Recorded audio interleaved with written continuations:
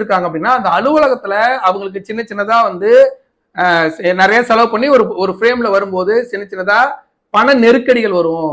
அந்த அலுவலகத்தை நடத்த முடியாத சூழல் கூட வரும். என்னடா இப்படி ஆயிடுச்சு அப்படின்னு தோணும். சில ஏமாற்றங்கள் இருக்கும். சில பணத்தை ஒரு இடத்துல கொடுத்து லாக் ஆயிடுவாங்க. அந்த மாதிரி சில வம்பு வழக்குகள் இருக்கும். இவர்கள் ஏதாவது தவறு செய்தால் அந்த தவறின் மூலியமாக தண்டனை பெறுவதற்கும் வாய்ப்பு இருக்கு. ஆனா இந்த வக்ர காலத்துல கண்டிப்பா வந்து மேஷ ராசிக்காரர்கள் எச்சரிக்கையா தான் இருக்கணும். அதனால முன்னாடி குரு பயிற்சி இருக்கு இல்லையா, இப்ப 2/6/2024 இருந்து 15/10/2024 வரைக்கும் குரு நல்லா இருக்கும் போதே எல்லா விஷயங்களையும் திருத்திக்கணும். திருத்திக்காம தவறை விட்டு வைத்தால் வக்ர காலத்துல மாட்டிப்பீங்க. வக்ர காலத்துல சில தொந்தரவுகள் இருக்கதான் செய்யும். அந்த வக்ர காலம் முடிஞ்ச பிறகு திருப்பி சரியாயிடும். அந்த வக்ர காலம் மிகப்பெரிய யோகத்தை தராது.